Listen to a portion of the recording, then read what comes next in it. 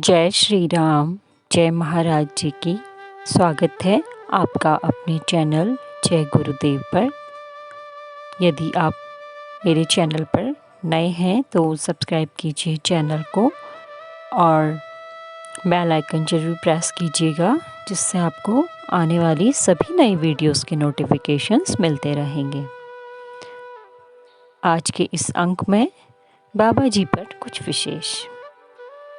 बाबा जी महाराज बाबा लक्ष्मण दास बनकर ग्राम नीप करौरी आए थे। नीप करौरी के पूर्व में वे तलैया बाबा, हांडी बाबा, तिकोनिया बाबा आदि भी कहलाते रहे।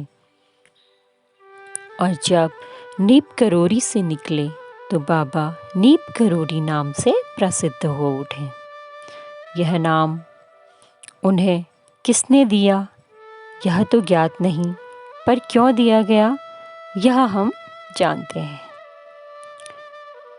उनके नीप करौरी प्रवास के मध्य वहां से निकलने के पूर्व ही फर्रुखाबाद तथा अन्य जिलों के भक्तों ने पहचान स्वरूप दे दिया होगा। अपनी प्रथम लीला स्थली से जुड़ा यह नाम बाबा जी ने भी स्वयं ही ओढ़ स्वीकार कर नीप करौरी ग्राम को हमेशा के लिए अमर कर विश्व विख्यात कर दिया।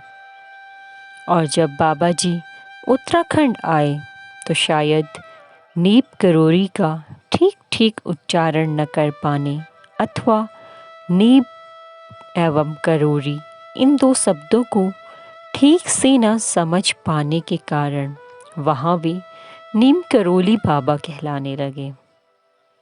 पाश्चात्य देशों के भक्त भी उन्हें बाबा नीम करौली ही कहते रहे और इसी नाम को लेकर अमेरिकन भक्त रिचर्ड एल्पर्ट भारत में, जिन्हें हम रामदास के नाम से जानते हैं, उन्होंने बाबा जी पर अपनी पहली पुस्तक बी हियर नाउ बाबा जी के सामने ही लिख डाली थी और दूसरी मिरेकल ऑफ लव उनकी महासमाधि के बाद लिखी। परंतु अपनी प्रसिद्धि ख्याति के प्रति हमेशा उदासीन और दूर रहने वाले बाबा जी महाराज अपने इन नाम के अपभ्रंशों, उसकी इस प्रकार की तोड़ मरोड़ की ओर सदा ही निरपेक्ष रहे और ना ही उन्होंने इसे सुधारने अथवा सुधरवाने की कभी चेष्टा ही की। अधिकतर भक्त उन्हें महाराज कहकर संबोधित करते और कोई उन्हें बाबा जी, बाबा, सरकार, स्वामी आदि कहते हैं, परंतु बहुनामी निष्प्रह बाबा जी के लिए सभी नाम, सभी संबोधन एक समान। बाबा जी कहते भी थे, तुम मुझे किसी भी नाम से पुकारो, किसी भी नाम से प्रेम पूर्वक याद करो, मैं तुम्हारा योग क्षेम वहन करूँगा। उनकी स्पृहा एक ही ओर लक्षित रहती थी, जन जन हिताय। अपनी भ्रामक लीलाओं के कारण बाह्य रूप से अन्यथा लगने वाले अंतर से वैराग्य की प्रतिमूर्ति त्रिगुणातीत स्वयं सर्वसिद्ध अवतार विभूति बाबा जी महाराज के लिए संसार की कोई भी वस्तु अमूल्य से अमूल्य, सुंदर से सुंदर, अप्राप्य न थी, परंतु कभी भी वांछित नहीं रही। प्रकृति उनकी दासी थी और उन्हें सब कुछ स्वतः ही उपलब्ध था, परंतु प्रकृति की इस सेवा को बाबा जी महाराज ने न तो कभी अपनी दैहिक, दैविक, भौतिक कही जाने वाली आवश्यकताओं की पूर्ति के लिए ही स्वीकार किया और न अपनी महत्ता प्रकट करने के लिए या अपनी प्रसिद्धि बढ़ाने के लिए। उनको अर्पित किए गए सोना, चांदी, द्रव्य भरी थैलियों आदि को ठुकराते उन्हें क्षण भर भी न लगता था। नीप करौरी में एक बार एक रानी द्वारा अर्पित किए गए सोने चांदी के आभूषणों को उन्होंने उसी वक्त लौटा दिया था। इसी भांति वे विदेशियों द्वारा दान में दिए गए धन के प्रति भी उदासीन रहते थे। परंतु इसके विपरीत जब कोई गरीब उन्हें भाव से अर्पित एक पैसा, एक रुपया भी देता तो बाबा जी उसे अपने सिर माथे पर लगाते थे। इसी संबंध में एक लीला सुनते हैं। लखनऊ के प्रेमलाल माथुर जी के घर में एक नौकर था जो घर की सभी प्रकार के काम करता था। एक दिन काम से फुर्सत पाकर वह दोपहर के 2-2:30 बजे के आसपास उस कमरे की देहली पर आ गया जहाँ पर बाबा जी आराम पा रहे थे। उसने आकर महाराज जी को प्रणाम किया और देहली पर उकड़ू सा बैठ गया, अपना सिर घुटनों में टिकाकर। और तब बाबा जी ने उससे पूछा, तेरा कोई गुरु है? उसने उसी तरह मुंह नीचे किए बिना डोले गर्दन हिलाते हुए हामी भर दी। उन्होंने कहा, तू अपने गुरु के पास जब जाता था उसे 1 रुपया देता था। उसने फिर गर्दन हिलाकर हामी भर दी। तो महाराज जी बोले, तू मुझको देने के लिए भी 1 रुपया लाया है। उसने फिर गर्दन हिलाकर हामी भर दी। तभी बाबा जी तनिक ऊंची आवाज में बोल उठे, लाता है तब देता क्यों नहीं है? और उसका वह 1 रुपया लेकर महाप्रभु ने अपने माथे से लगा कंबल में छिपा लिया।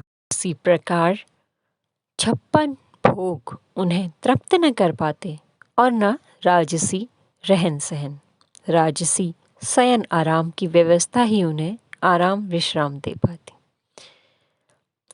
गरीब की गुड़ नमक के साथ रूखी सूखी रोटी अथवा प्रेम से समर्पित भोजन उन्हें तृप्त करता था। कंबल में लिपटे हुए सड़कों में, खुले आसमान के नीचे, मैदानों में घास के ऊपर, पत्थरों के ऊपर, सड़कों में बनी पुलियों के नीचे लेटकर उन्हें पूर्ण विश्राम प्राप्त हो जाता। वस्तुतः उन्हें कभी भी कोई सांसारिक वस्तु, वैभव, संपदा, यश आदि मोहित ही नहीं कर पाते थे। जाही न चाहिए कबहु कछु, नंगे पांव ही सभी यात्राएं होती थी। एक ओर जहां समृद्ध भक्त जनों से, अफसरशाही से, राजकीय सत्ता की ओर से मान सम्मान के प्रति महाराज जी पूर्णतः निरासक्त रहते, वहीं कभी कभी घोर अपमान के प्रति भी महाप्रभु निर्विकार बने रहते। मान अपमान से परे बाबा जी के लिए दोनों स्थितियां एक समान थी, उन्हें छू नहीं सकती थी। कहते रहते थे, अपना मान मर्दन कराते रहना चाहिए अपने अंतर के अहम को चूर करने के लिए। उनके द्वारा निर्मित कराए गए मंदिरों, आश्रमों में जो मूलतः प्रचार प्रसिद्धि के माध्यम हुआ करते थे, बाबा जी ने कभी भी अपना नाम तक नहीं आने दिया।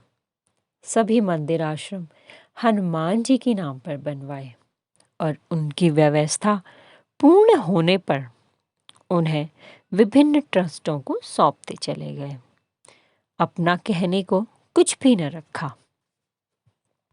तो उनके महाप्रयाण के बाद ही भक्तों ने इन मंदिरों, आश्रमों में उनका नाम जोड़ दिया। वैसे भी किसी स्थान में, मंदिर, आश्रमों में महाराज जी अधिक काल के लिए कभी नहीं रहे। रमते जोगी कभी यहाँ तो कभी वहाँ सीख देने को कहते रहते थे। एक स्थान में अधिक रहने से उस स्थान से मोह हो जाता है। सदा के केवल कोपिनधारी बाबा महाराज ने नीप करोरी में सामूहिक लीला के मध्य कोपिन के स्थान पर एक धोती धारण कर ली थी, आधी अधोवस्त्र के रूप में और आधी उत्तरीय बनाकर। पुनः भ्रमण के समय भक्तों ने उन्हें एक कंबल अथवा गर्मियों में एक चादर भी ओढ़ा दी, जिसे वे बदले जाने पर त्यागते रहते थे। और फिर बाद में प्रेमी भक्तजनों ने अपनी रुचि के अनुसार उन्हें सूती अथवा ऊनी बनियान भी पहनाना प्रारंभ कर दिया। एक दिन तो कैंची में भक्तों के बीच बाबा जी ने कौतुक ही कर दिया। भक्तों की इच्छा रखने के लिए एक के बाद एक 9 ऊनी बनियान एक साथ पहन लिए और जब भीतर अपनी कुटी में पहुंचे तो उन्हें उतारते हुए बोले, मार दिया मुझे इन्होंने। तब केवल एक धोती पहनकर घंटों तक घूमते रहे। अपनी वेशभूषा तथा रहने के प्रति सदा उदासीन बाबा जी एक दिन शिमला में कंबल से मुंह ढांककर गठरी बने सड़क पर पड़े थे। तभी वहां श्री के.एम. मुंशी जी आए। उन्हें देखकर एक सज्जन त्रिवेदी जी ने उन्हें रोककर कहा, देखिए मुंशी जी, ये यहीं सड़क पर पड़े हैं, घर नहीं चल रहे। मुंशी जी ने पूछा, कौन है ये? तभी गठरी हिला और एक मुंह बाहर निकाल बाबा जी बोले, मुंशी तुम यहाँ हो? तब पहचान कर मुंशी जी के मुंह से निकल गया, अरे नेप करोरी बाबा, आप यहाँ? एक ओर जहां सिगड़ी की आग तापने बैठ जाते, वहीं जाले पाले ओस की रात में कैंची में अथवा वृंदावन प्रांगण में भी घंटों शरीर धर्म की ओर सर्वथा उदासीन बने घूमते रहते। मान अपमान से सर्वथा परे बाबा जी महाराज। आशा करती हूँ आज के इस अंक में जो बाबा जी महाराज के बारे में आपने सुना, आपको अवश्य पसंद आया होगा। लाइक कीजिएगा वीडियो को। मिलते हैं अगले अंक में। जय श्री राम, जय महाराज जी की।